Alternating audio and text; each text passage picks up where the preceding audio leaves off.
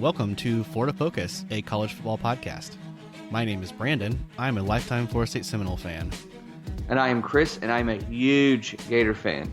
And we are putting aside our differences as rivals to bring you the fantastic world of college football throughout the Sunshine State.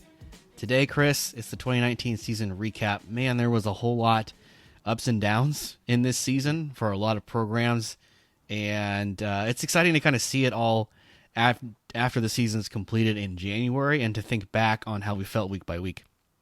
Yeah, especially in the state of Florida, a lot of surprises and twists and turns. And some teams you knew what you're going to get, but some teams you didn't. And coaching changes again, and but a lot of fun. Absolutely. Well, I'm not going to delay any longer. The way we'll do this is I'm going to let Chris go first. He's going to recap the entire Gator season start to finish. I'll go next. I'll recap Florida State, and then we'll touch around the rest of the state, highlights of the other 5 schools. So how about it, Chris? Go ahead whenever you're ready. All right. So the Gators started off with an in-state rival on week 0 of the college football season, and that is they played in Orlando versus Miami. And we knew that Florida was the better team and should have won, but this game was way closer than it should have been. Hats off to Miami in the way they played. Florida had a lot of good stuff going for them, especially their defense. I think was it 8, 9, or 10 sacks or something like that? 10. Yeah, 10 sacks. Jonathan Grenard, who was our grad transfer, we got to unleash him. So that was nice. But we struggled a little bit. The season really in this game, but the season, let me backtrack a little bit. The season kind of played out how a lot of people thought it was going to play out as far as the record. But how we got to that record was totally different than anybody would have expected or predicted. Yeah. And you saw like a little bit of that in the Miami game where we were the better team, but how we got to that victory was not how I expected. I didn't expect the defense to lead us in that victory. Franks was up and down in that game, but really it was the defense, and maybe we got some help from a ref or two, but also help from Miami's offensive line and just not blocking us. So, but we got the victory, and we'll take it. And it was nice having all eyes on you. You know, you're the very first game, and Gators got the W, hard fought W versus Miami. Had to hold them off to the very end there.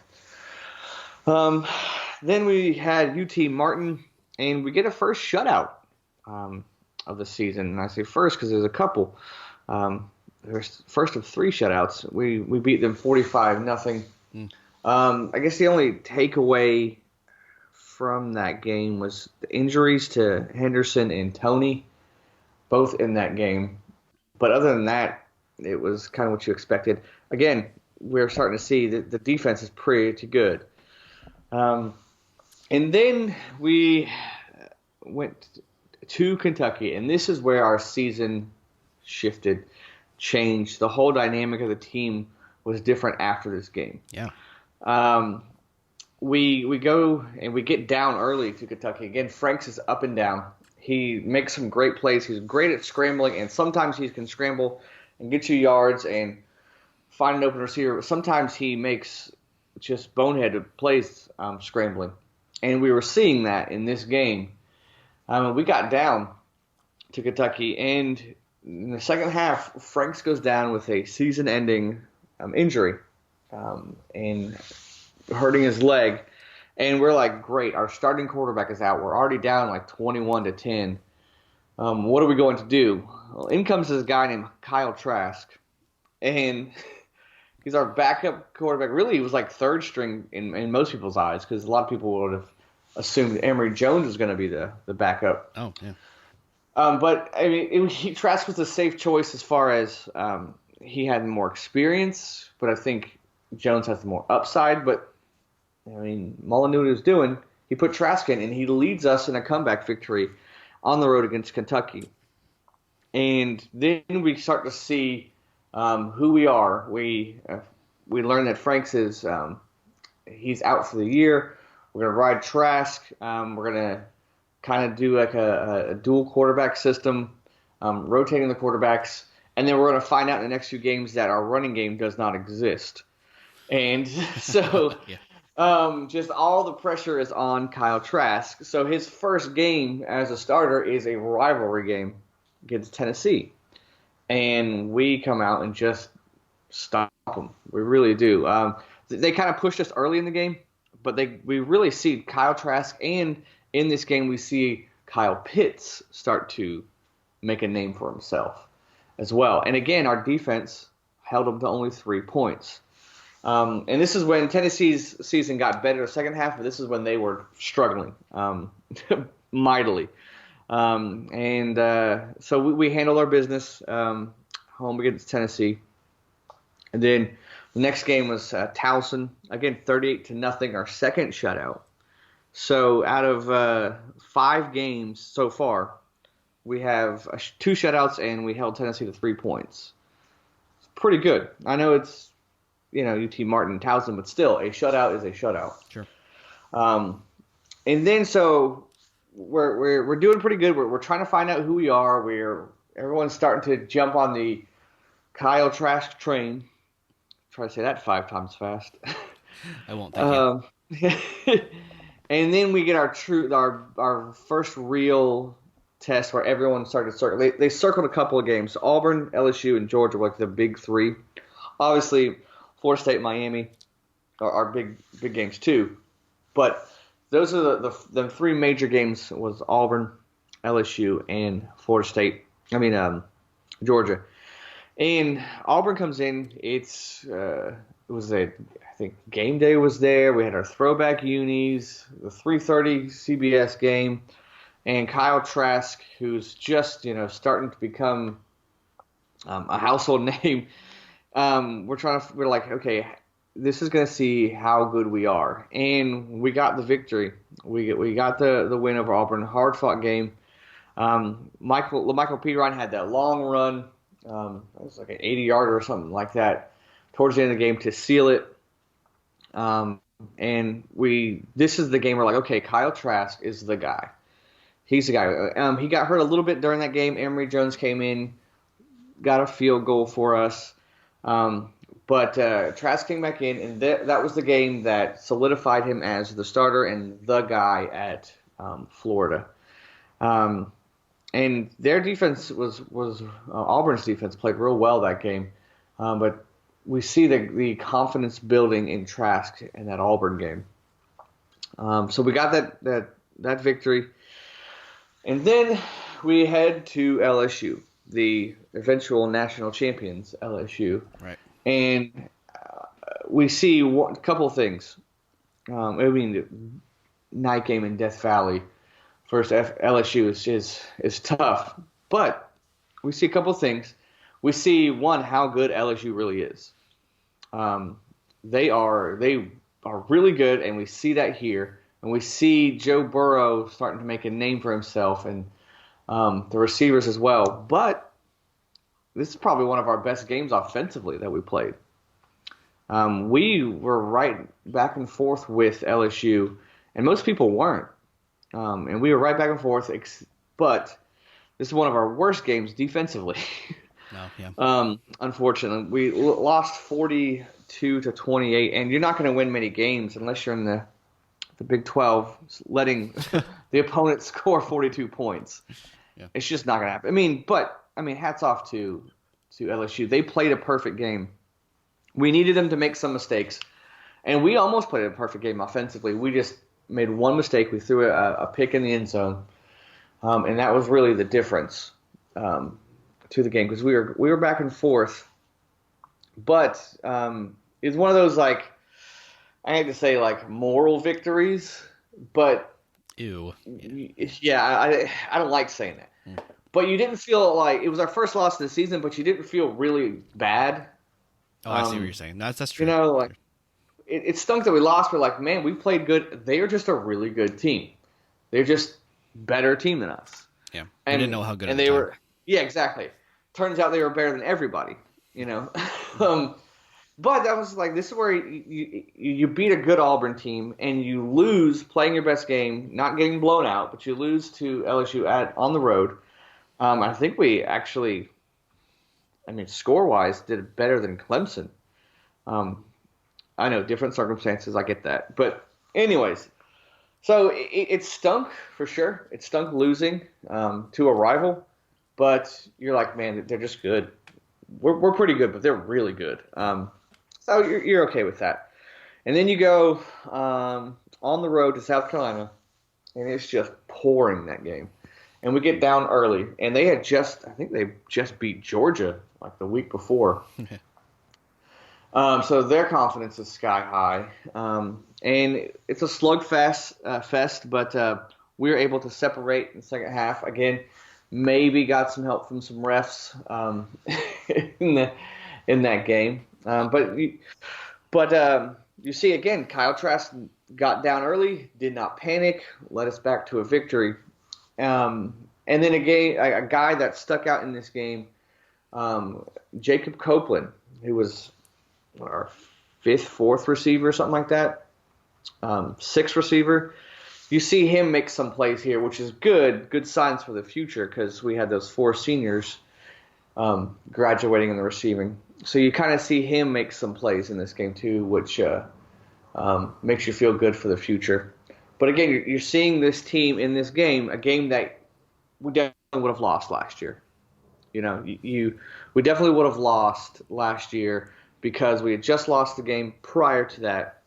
We're on the road. This team is hyped, but Mullen is doing a great job of not panicking.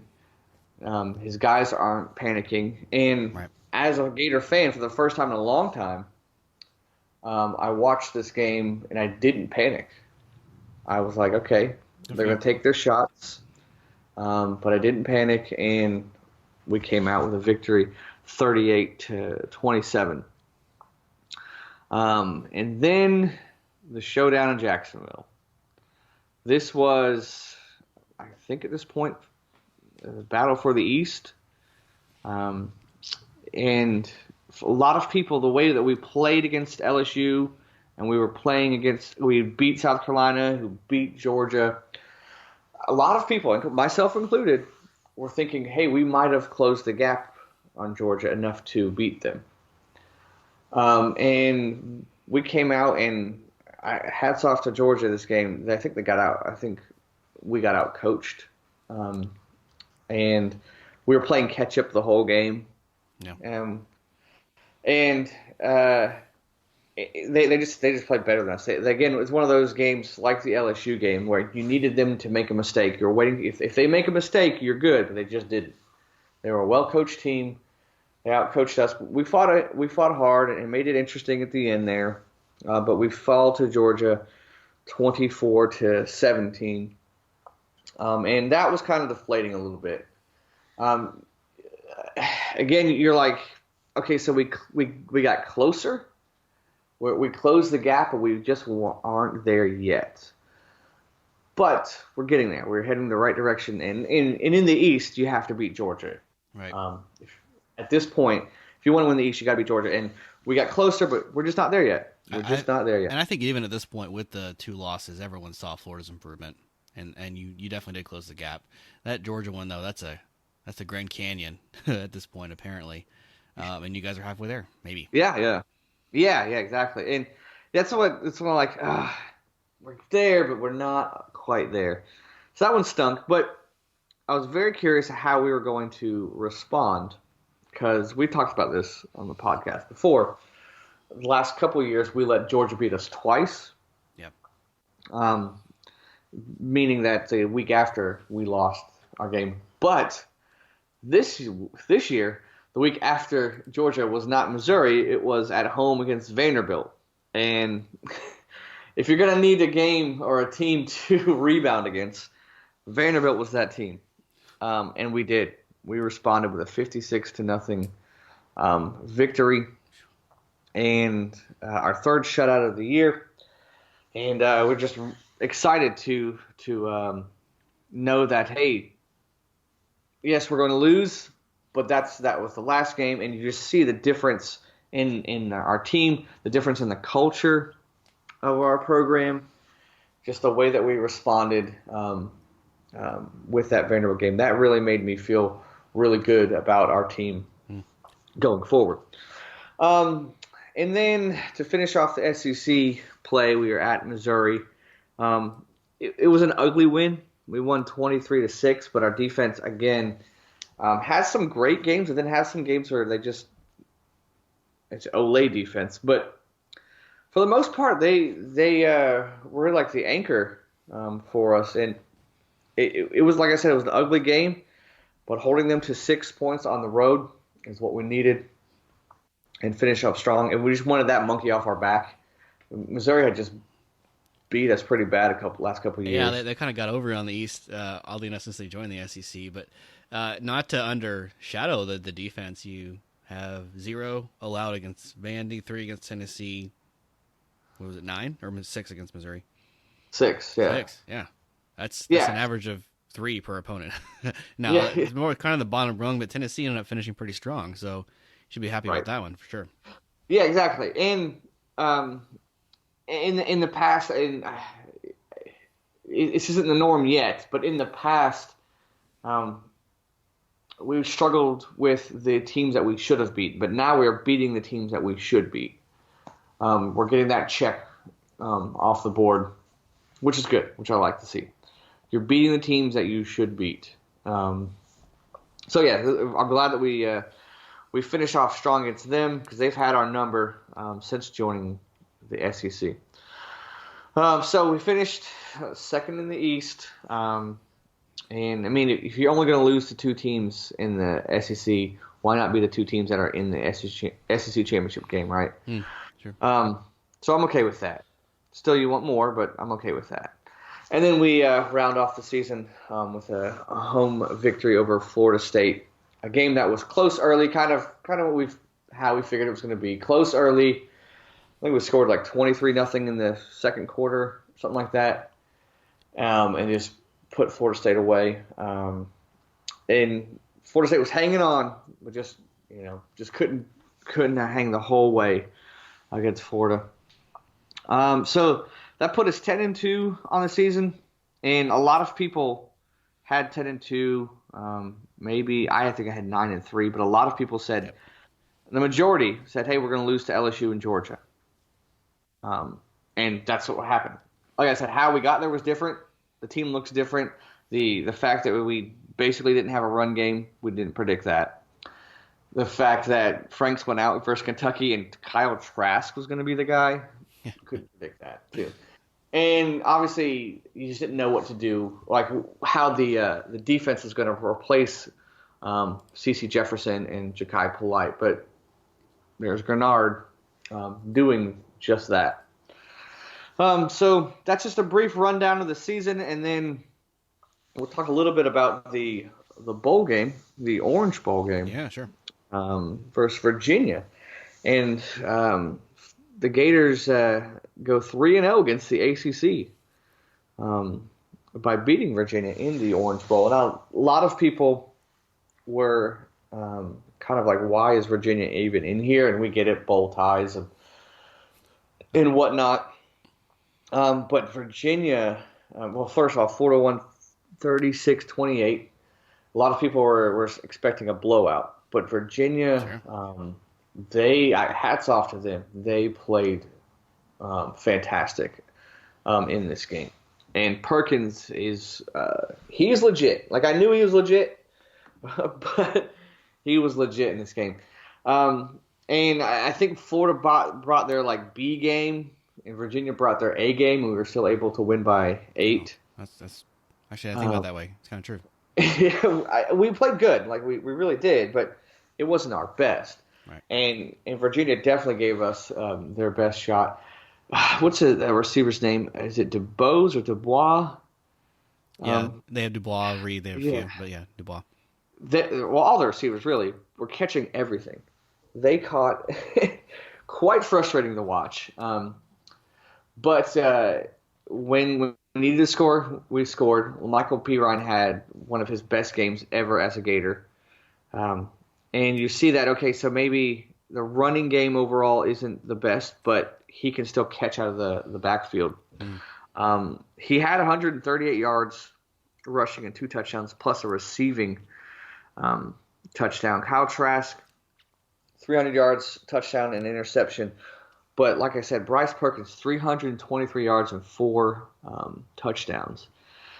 He kept them in. His legs kept them in. The receivers kept them in the game. And hats off to Virginia. That they needed a score late with like 30 seconds left and tried an onside kick. It didn't go their way. But it was at no point did I thought I think we were going to lose. But I was just kind of like, okay, any day now we're going to separate. Yeah, that's kind of the impression I got too. Yeah. I never thought that the game was in jeopardy, but I was just kind of like, okay, this is where we separate. And Virginia just wasn't having it. All the way to the very end, they fought. But we made one great play on defense. The freshman Kyer Elam made that interception there. And that's what essentially sealed the deal for us. But, hey, 11-2, an Orange Bowl victory, top 10 finish. Your only losses were to some pretty good teams. Top 5. Yeah, for real. You played one of your best games against the eventual national champion. So a lot of positives from this season, and I think we're going in the right direction. And I think Kyle Trask is the guy. I really think Emory Jones offers so much in the upside, but Kyle Trask has proven that he should be the starter.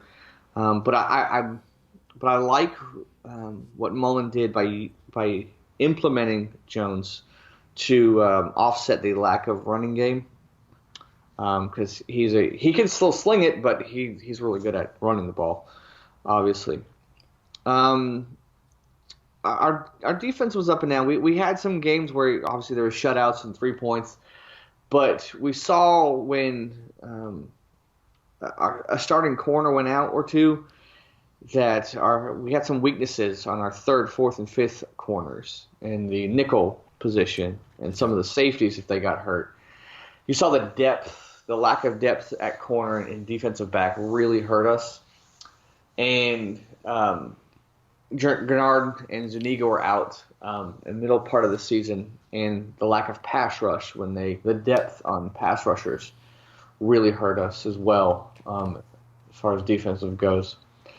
But the strength on offense, Trask and those receivers, and you see the emergence of Kyle Pitts.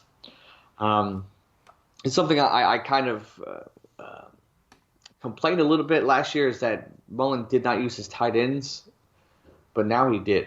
This year he did. I don't know if he listened to the podcast and heard me or not. He definitely did. We know. But we have a playmaker like Pitts, and he used them a lot.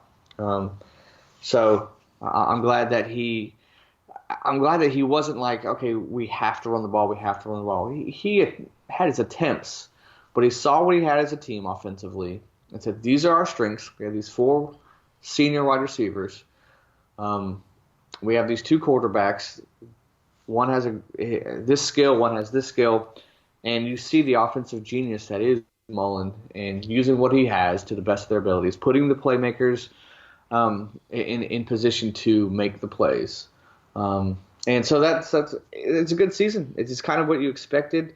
We took a step closer. I think some people want us to take a little bit more step, like in the playoffs and this is your championship game. We didn't get there, but we're still moving in the right direction.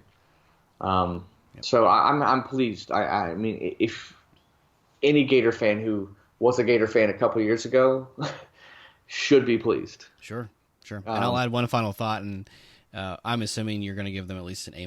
But for me, pleasantly surprised, especially with Trask coming in, the emergence of new players, the the genius behind the coaching of, hey, we can only rush 48 yards a game and still win pretty comfortably. Right. That was all very well. You kept your special teams intact. You were still competitive, and you showed you could play with the biggest opponents in the SEC. Real quick, you give me a grade, and then we'll move on to Florida State. Oh, for the a solid A. Solid A? Okay. Yeah. All right. I mean, I was going to say, preseason, 11-2. you were right. You had picked 9-3. I had actually picked 8-4. Okay. A lot of people were picking 10-2. A lot, and majority of people said we're going to lose to LSU and Georgia.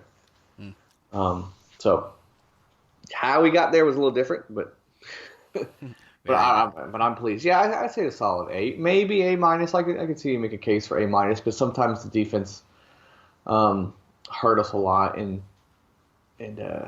but A minus. All right, cool. Well, thank you for that breakdown. That was painful for Nole fans, but grateful, for the Gators out there. So we'll switch gears here. We're gonna switch up to the team in Tallahassee, 2 hours away from Gainesville, and not as fun of a season to recap. Obviously, you start off with the season at Boise State, the game that was scheduled to be in Jacksonville, but was moved due to a hurricane to Tallahassee.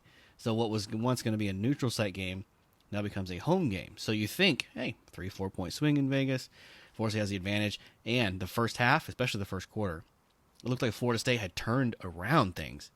The offense was firing all cylinders. They scored in the first drive on a fourth down. They're up 31-16 or 31-19 at half, only because Boise State mustered some drives late and got some field goals. So you're like, oh, this is pretty comfortable. You're going to cruise in. Florida State doesn't score in the second half, and they end up losing by giving up late drives. Even though they just rocked this freshman quarterback, they still came back and won. So kudos to the Broncos. They came on the road in some massive heat, which they were prepared for, and beating the Noles at home. Now, it's the Mountain West. I get that, but that's still a game that Florida State shouldn't lose. And, to have been up by so much, this is when you and I both noticed, hey, here's some defensive struggles. They're going to get gassed. They're going to give up a lot. Our passing defense this season ended up being terrible, and this was the first sign that things were getting really bad. So that was very, very hard to watch. But you knew, hey, Cam Akers is back. Last year he did not have a good season. He only had a total 850 yards, maybe 6 touchdowns. And he probably cut that in third in the first game. So he was certainly back, and we knew, okay, this is definitely going to be his last year. Which, hey, we'll take it. We'll take 12 games, and then you can be on your way. That's fine. So after this week, you think, okay, got a week to recoup. Going to come back home. Going to play Louisiana Monroe, one of the worst teams in the nation. Having this nice, cushy victory, right? Wrong. So Florida State struggled this entire game. Cam Akers, without him, we probably lose this game by 14. We get beat pretty handily. He keeps us in it. He actually catches a late touchdown pass and goes about 55 yards with it to keep us in. We get into overtime with the Warhawks of Louisiana Monroe. We score, then they score, but they miss the extra point. So an extra point saves our rear ends in this one. So we actually hold on to beat a Sunbelt team by 45-44. So, yeah, now there's trouble in River City. Florida State's got some things to work on real fast. So, you're going the next week to Virginia, who ended up being the Orange Bowl bid out of the ACC. And I predicted, I said, they're better. We can't block them. Bryce Perkins is going to do whatever he wants, pretty much. Surprisingly, we stayed close in this game, and I was very impressed. Most people are going to remember this game as, hey, you lost by 3 yards. It wasn't quite that close, in my opinion. We still lost by a touchdown, and on the last drive, there were 2 very controversial fourth down calls that gave us first downs to keep the drive going. So without one of those, then we don't even cross the 40, and we don't even have a chance to go in and score. However, we should have taken advantage of that chance, and we didn't. The offense looked disjointed on the final play of the game. You're like, is Cam throwing it? Is he running it? Then he decided too late, and he got blocked, and then Virginia rushed to the field. So instead of having what could have been like, hey, we're going to have another game in overtime, maybe we have a chance at this, maybe they'll miss an extra point, you end up starting the season 1-2. Now, Virginia was a good team, and obviously this is a road game, but it's not a hostile environment. Heck, they don't even have one of their end zones closed in. They sit on the grass. So, you finish this 1-2, and you're thinking, oh boy, well, we got a little trouble brewing. This is when the coaching decision comes in to bring in a new quarterback. Saying Blackman isn't quite getting it done. He doesn't read the field, which we know is true. He's not a great option, but he's the lesser of two evils is probably what they decided. However, they decided we're going to go with Alex Hornibrook. We're going to get him involved. So the next game is Louisville at home. And this was a game where it looked really rough until about late third, early fourth. I think Virginia had the ball. They were up 3 or 4. They were going down to score. And I said, wow, if they score, they're going to win the game. This is when our defense made one of the rare big plays this season and gets a pick. We then turn that around, we score, and then we score on the next drive to take a massive lead that Louisville couldn't overcome. Might have been one of the most impressive wins of the season, not going to lie. Didn't have many good ones. And Virginia was good. But. Yeah, well, I mean, up to this point, you saw a pattern. They get an early lead and then blow it. And when Louisville, they had an early lead. Louisville started coming back, but they finished them off. Yeah. Yeah, we had Virginia. We were up on them, up on Boise. Then Louisville, you said, okay, well, here we go again. So we do get down there. We actually, I think this is a game, if I recall correctly, like we were first and goal with like 4-point lead, and we kicked a field goal, but they got called on a penalty, so we ended up getting a first down and scoring the next play, something like that. Mm-hmm. So a couple of fortuitous turns in Florida State's favor. Yep. So they even out at 2-2 here. They host NC State the following week. Nothing much here. You stick with Hornibrook. You think he's the solution all of a sudden, and so we have a pretty decent game. We win pretty handily against the Wolfpack. Then we have to go to Clemson, and none of us expected to do very well in this one. We kind of rotated quarterbacks. We just looked like a high school team out there. Just bad mistakes, forcing bad decisions, constantly turning over the ball. If Clemson had tried, they could have shut us out in this game. But we did squeeze out 1 or 2 meaningful drives and get 14, so we only lose 45-14. So at this point, you're like, okay, well, you can excuse everything but Boise State, and you're sitting at 3-3. So 2 kind of losses that you can be okay with, but not really. But then you go to Wake Forest, and this is a game that you lose by 2 in the whole game. You're hanging around. Wake Forest at this point only had 1 loss. You thought they might be the team to go to the Orange Bowl because they were having a really good season. Mm-hmm.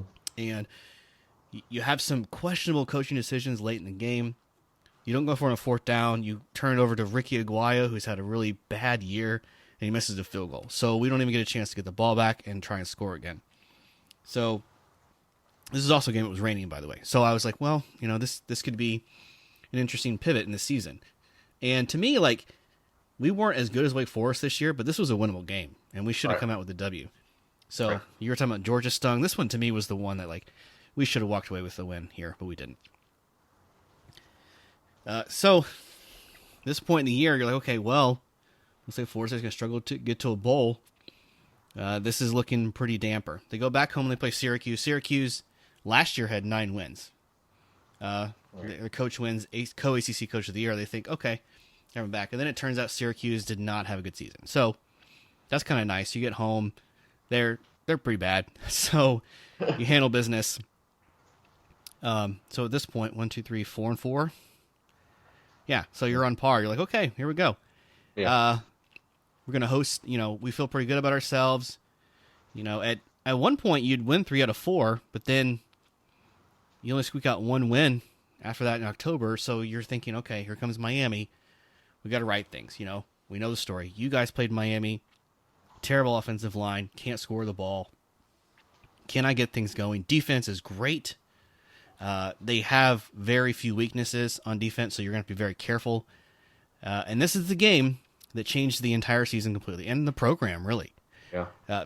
Florida State struggled the entire game, made some really stupid decisions. All of a sudden, they're down 17-3. You're like, we can't even get in the end zone. We can't move the ball. Hornibrook is taking sacks. He looks like a pinata out there. He's just getting hit over and over and over. Well, Florida State does squeak out a touchdown with Akers, who catches a pass because he can't run anymore. So at 17-10, you're thinking, okay, we got a decent shot here. No, it doesn't matter. We give up 10 more points to Miami. They win by 17 home. A very, very bad offensive team scores 27 points on our defense. Yeah. So you think that's bad, and it is. But then you wake up the next morning, and you see the news that Willie Taggart has been fired. So all of a sudden, the boosters seeing this too. You lose to a rival at home. You only 9-12 in your first 21 games. Time to move on. They raised literally millions of dollars overnight to make this move happen. So you're like, okay, Florida State's 4-5. You can probably kiss the bowl game goodbye. You're going to have to beat Boston College, who is having a decent year. And you would have to beat Alabama State, which you expect to do. You know you're not going to beat Florida. So the search continues, and this is when the Bob Stoops rumors come. And, well, what do? Well, you turn to Odell Haggins, right? He's the guy that took over after Jimbo Fisher left. He's been at the university a long time, player and coach. Everyone loves him. So let's play for Odell. So they go on the road at Boston College, a back-and-forth game. First game we see Jordan Travis, by the way.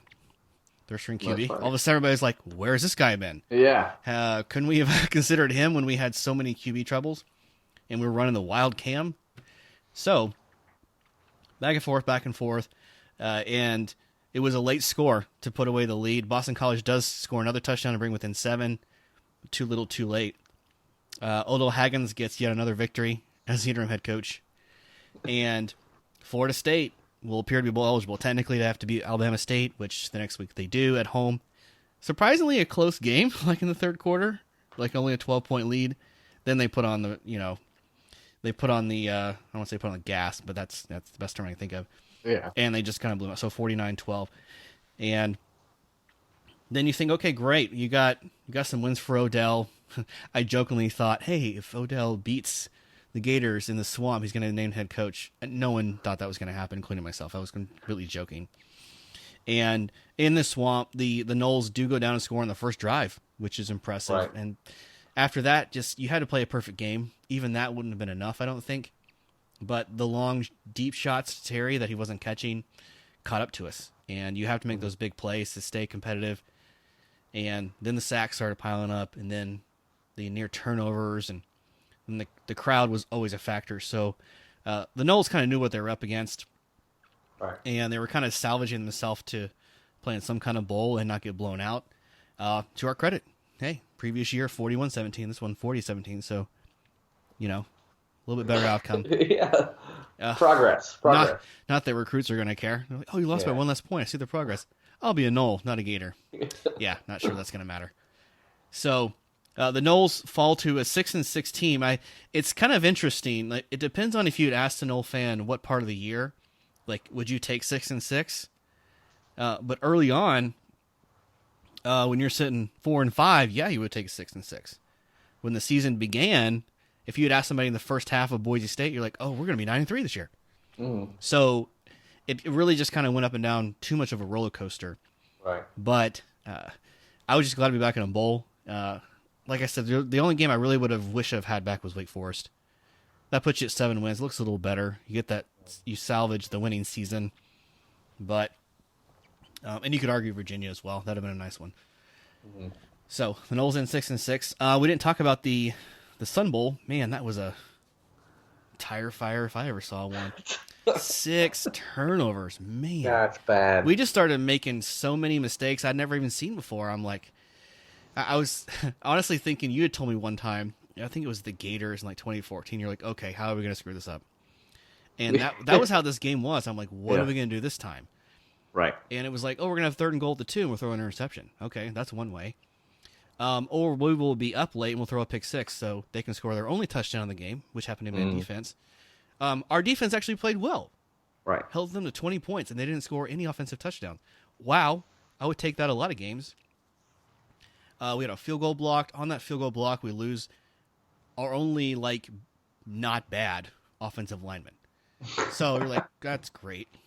That's the one play you're like, how does it happen there? Okay. Yeah. So you're like, well, let's get creative. So let's just give Tamarian Terry, one of the guys who decided to stay, more touches. That's great. So we're driving down to score what is probably going to be the game-winning touchdown, and he fumbles the ball. He felt terrible about it, of course. And I don't blame him. Hey, we wouldn't have been close if it weren't for him. So, he knows to fix it, and he will. But my goodness, 6 turnovers. And we actually had, it was one of those 90-yard touchdown passes to Tamarian Terry, and Florida State did pretty well for, given the circumstances of the turnover at coaching. You have Kendall Briles and Harlan Burnett, both coordinators, already on their way out. The only thing I was really disappointed with here, Chris, was how the media and fans were approaching this game. No one cared. And I was upset about that. I said, my favorite podcast, my favorite outlets, my favorite articles, people that write about the school, you guys don't care about this game, and I understand why, but I'm not okay with it. Mm. And so I was disappointed. One of the few times this year, just in the fan base, the team itself, I thought, came out and played as best they could. They could have just given up, but the defense especially kind of showed me, hey, we do have a little school pride left, and we are going to give it what we have. But given the disjointed team, it just looked like they came out of a bye week with injuries and just they're like, who are we playing again? Where are we? We're in El Paso. So, given that we were even competitive here, was good to see. But the Noles finished 6-7. You had another losing season. They do get to a bowl, which is nice. Right. But yeah, I think overall, of course, I'm a little bit disappointed. I had 8-4 to start the year. The 4 teams I thought we'd lose to, we did. Right. We just had a couple extra losses in there that you predicted. I did not. So if you can turn it by plus 2 games in the next 2 years, I'll be happy. But there's a lot to build on, a lot of opportunities for the team. Yeah, I think that it's not good to end the season like that, for sure. But you can take solace knowing that we're going to have a new coach. He has to be better. He just has to be, because Taggart wasn't good. So he has to be better. He's going to be better. You have some key players coming back. So yeah, but it stinks though. It definitely leaves a bad taste in your mouth for sure. Yeah. But it's a small step. If you want to look at it a glass half full, it's kind of a step better than you were last year because you made a bowl. It's a small step though. It's a really small one game step. Better. Yeah. But it's one of those. It's probably one of those seasons where you're just like, okay, I'm done with it. Let's put that behind us as quick as we can. Yeah. Yeah, that's not. That was an ugly game. That Sun Bowl was just an ugly game on both sides. Yeah. You thought maybe in the third quarter Florida State had it clicking, but they just had some bad breaks there in the fourth. Yeah. Herm Edwards coaches every game like the NFL, so he's like, 24 is enough. And so, he just keeps it close, and he times. He had Marvin Lewis and Antonio Pierce, former NFL players and coaches on his staff. So, he's running it like an NFL team, which is fine. They're having great success. Yeah. And they won the game. So, yeah, that's kind of his mentality, which can be annoying and boring. But he gets the job done most of the time. Yeah. And that's kind of Muschamp's philosophy. Oh, great. So, yeah, I'm glad I don't have to deal with that anymore. Yeah. All right, cool. Well, Noles finished 6-7, so you had 7-5, so you were just one off, and I had 8-4, so I was 2 off there.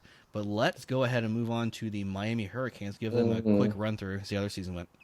Oh man, let's just talk about some highlights. I mean, obviously starting off losing to Florida, and your defense looks okay, but your offensive line But the story, Williams being your starter at quarterback, who I think, but he's not the guy you thought was going to start.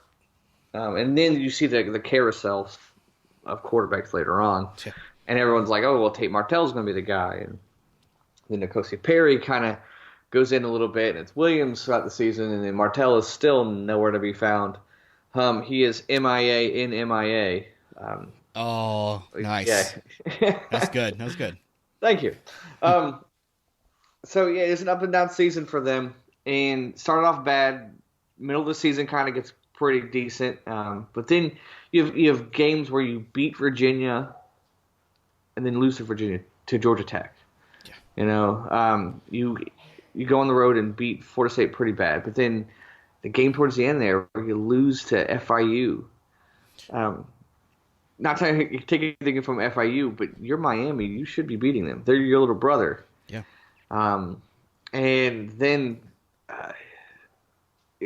so then you struggle against Central Michigan earlier in the year at home. You lose to Virginia Tech. So it's so up and down. This team was.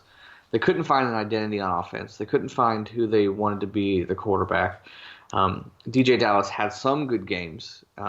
Jordan had some good games, but just no consistency on offense. Your defense played pretty well for the most part, but yet you're hanging around with teams that you shouldn't even hang around with. Yeah. You squeak out a win against Virginia. You look really good against Florida State. You limp into the bowl game, into where you lose your bowl game 14-0, to where your offensive coordinator gets fired. Yeah, like just yeah, so much craziness going on for Miami this season.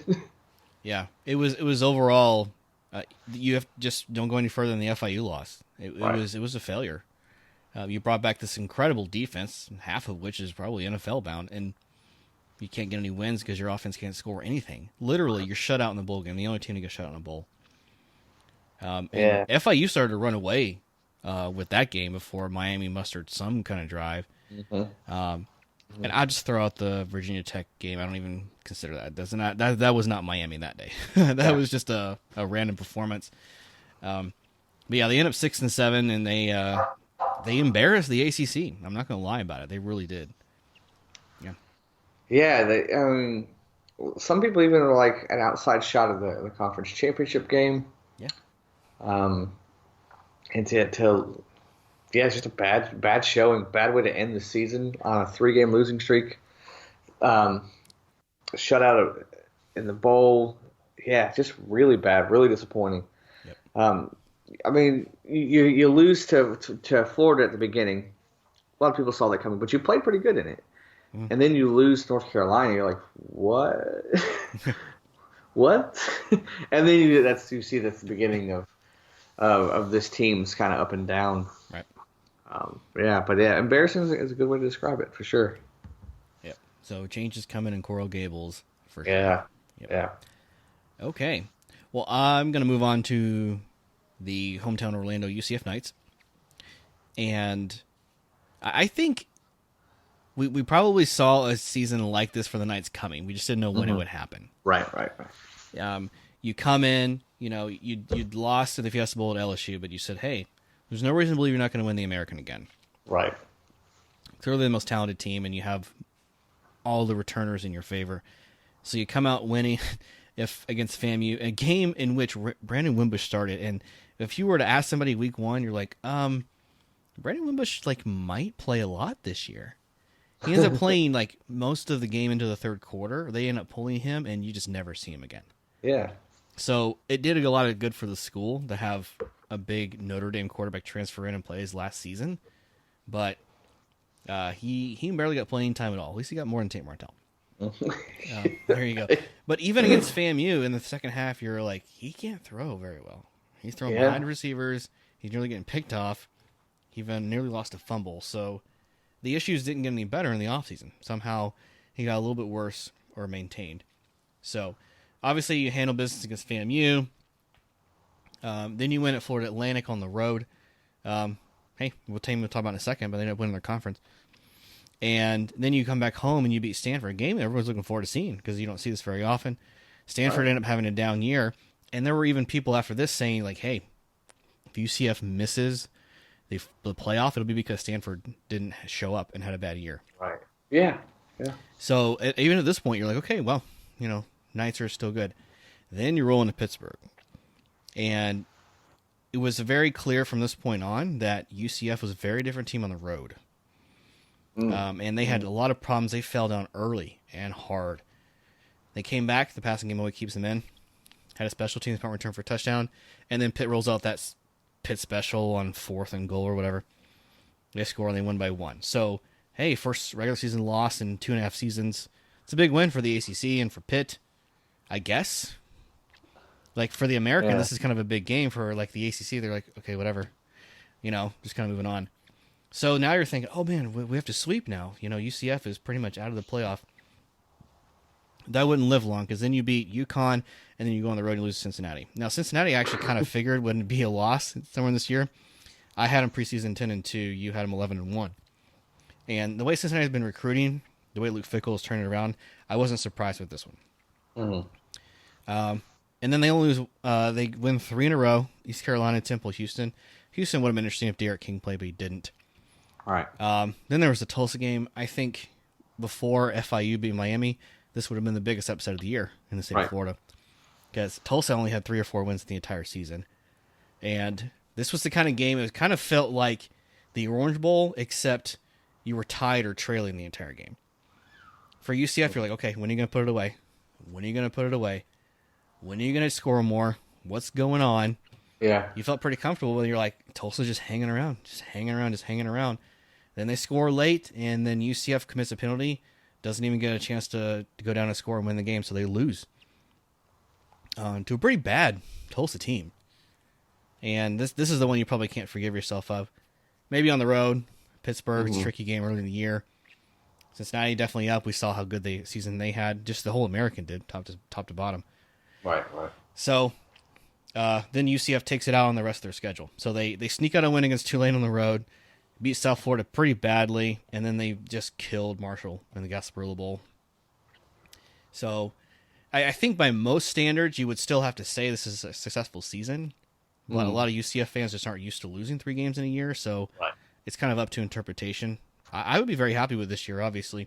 The bowl tie-ins are not good for the American. That's the really big drawback here. So when you were in Fiesta Peach and now you're in Gasparilla, it's quite a big drop-off. Yeah. But think about the team in the American that finishes second gets the Birmingham Bowl. So if you're not going to the New Year's Six, your bowl is just not going to be very meaningful. Yeah.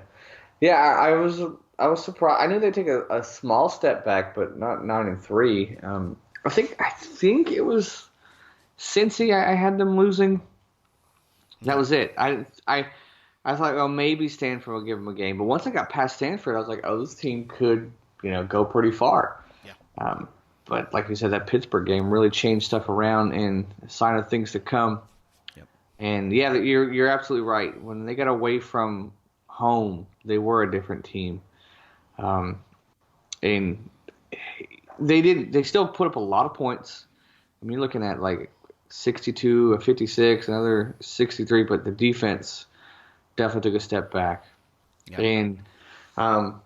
And turnovers this year were definitely a problem for them. Yeah, switching over to Gabe Davis, you're going to have some of that with a freshman QB, which I think they were willing to live with. But yeah, that's some certainly things that are going to have to improve. Yeah. But I mean, like, it is a good 9-3. Like, I mean, this team went winless one year, not too long ago. Yeah. 9-3 is good, but I understand their expectations aren't 9-3 anymore. Correct. So it's tough. It's a tough transition for sure. Yep. All right. So they 9-3 in regular season. I had 10-2. You had 11-1. Yeah. So you were better on that one. Okay. All right. Did you want to jump down to South Florida? Sure. Okay. Let's see. We'll start with USF South Florida, or like South Florida. The real South Florida.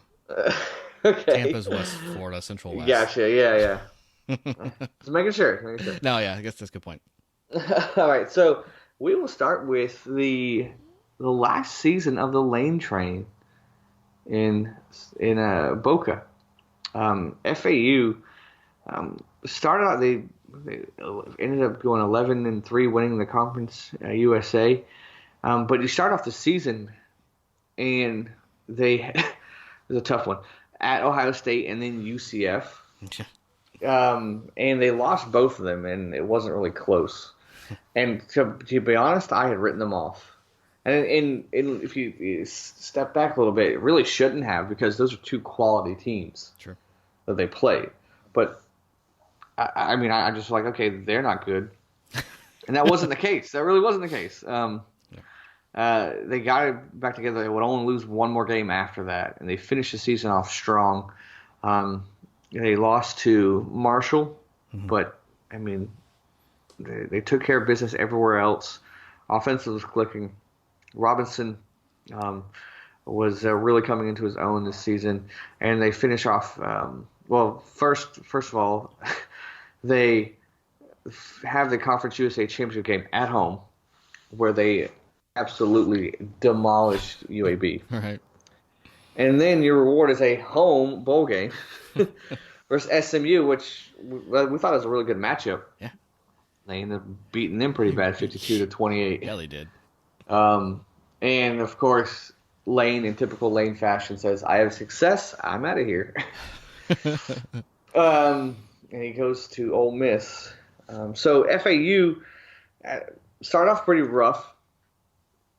That train gets rolling. Finished off the season so strong.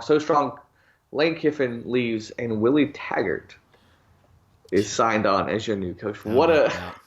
What a strange ending to the season. Who to be thought honest, the state of Florida looked like this in January? yeah. Oh my What goodness. a strange. I mean, of course, something strange like that, you're going to have Lane Kiffin involved. And just a side note, we'll get back to Florida, but how about the state of Mississippi in football this year, or the next year? I can't wait for the Egg Bowl every season. Goodness gracious, that's going to be so fun. I probably won't even watch the game. I just want the going into locker rooms comments, the pregame, the postgame, Yeah. and then the interviews after. Just give me that. That's more entertaining than the game itself. Yeah, I want the local radio station the week of where they interview the coach and have them. I want to hear that for the week of press conference. The press now with Mike Leach just goads him on. They're just like, what questions can I ask him to get him going? And it works. Mm-hmm. Yeah.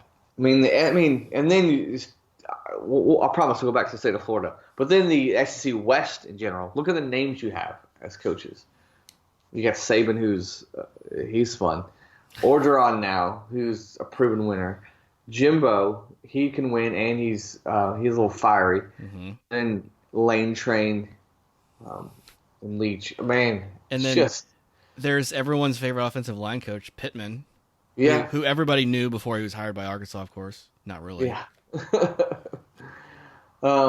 Fun times. Anyway, so state of Florida, FAU. I'm good for them. Did not see it playing out the way that it did and finishing off strong there. And totally different team from the beginning to the end.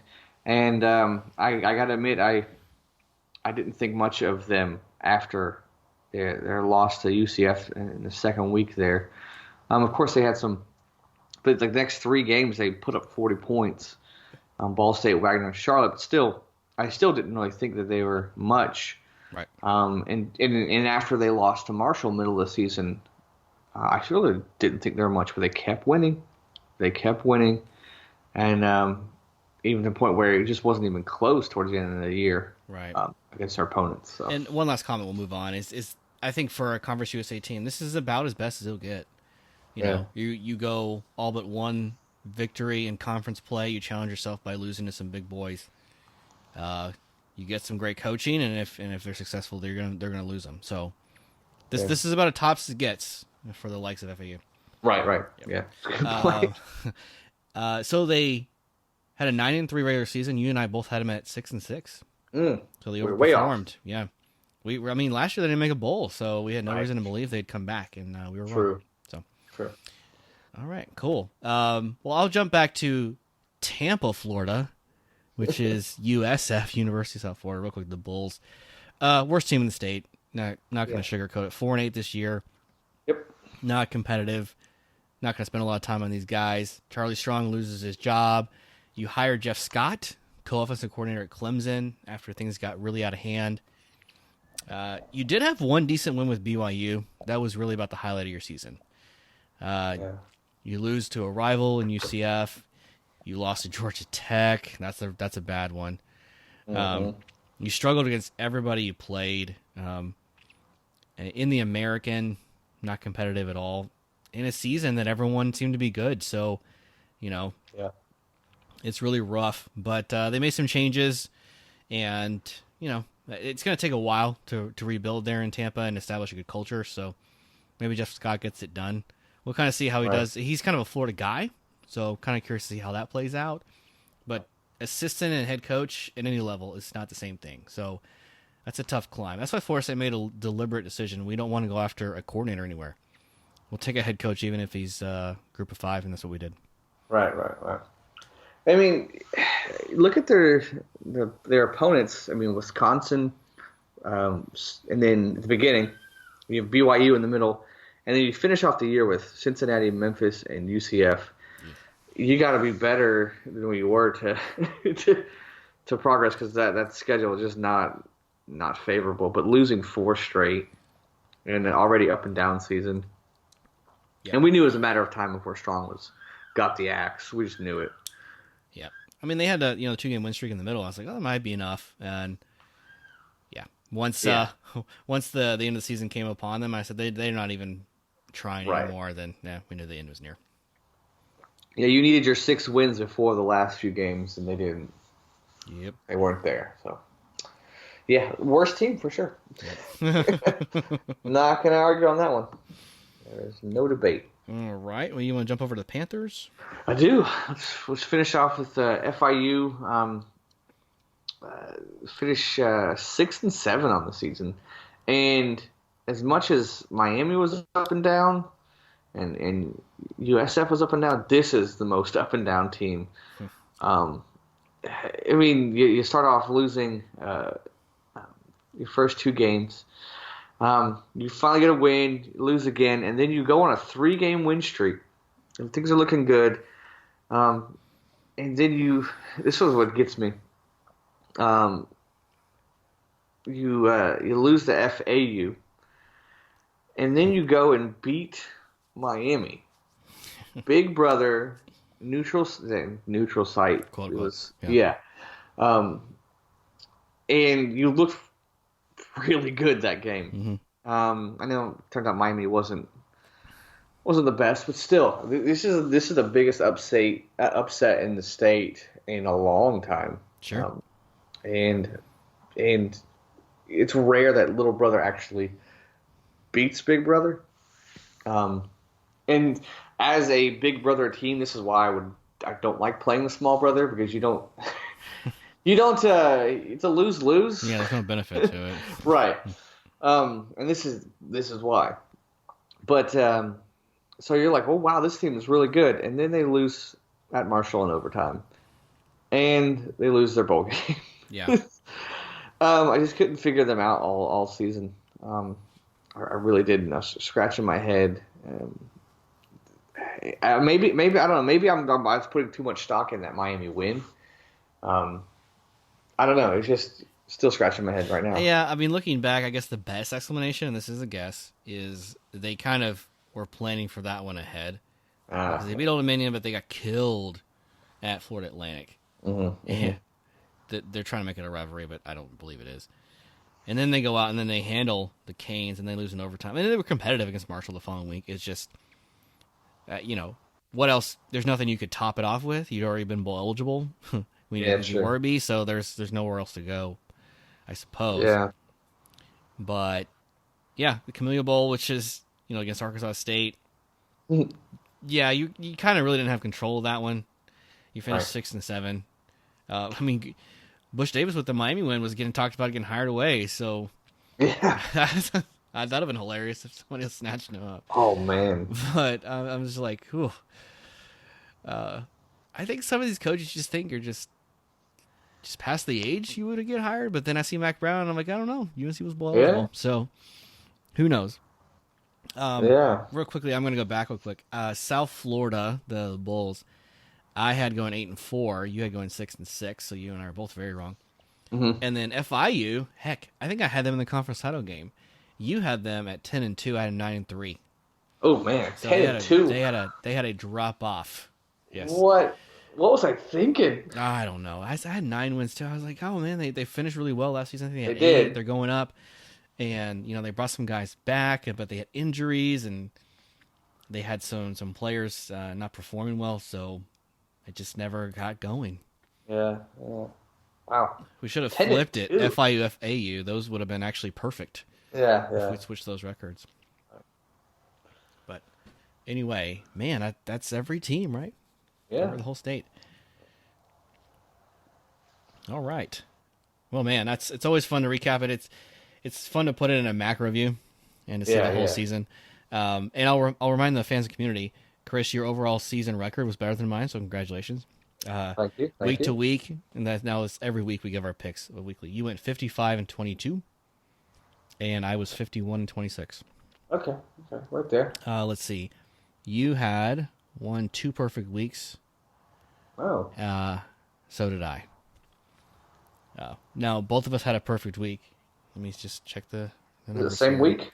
Yeah, it was the same week. When was this? Was late in the year when there's only 3 games. It was. Oh, that's why.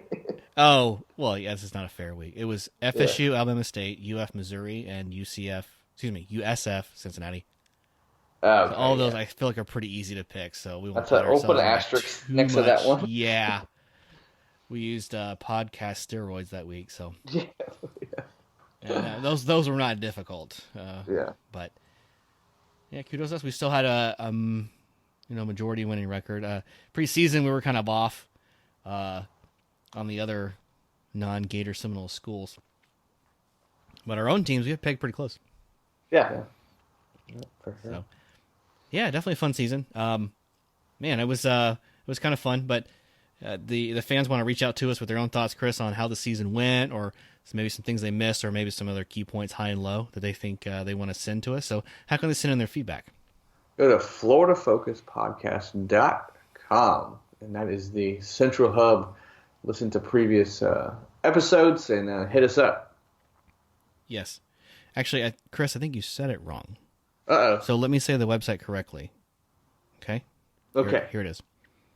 FLORIDA FOCUS PODCAST.com. Yeah. Oh dear. And this is the episode where I quit.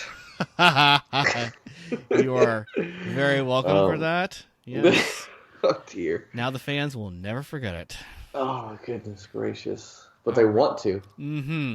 So for my singing or my cleverness or Chris's intuition, we would also love feedback. So the website, we'd also appreciate ratings and reviews, iTunes, whatever podcast player of choice, Overcast, Google, and leave a comment there too.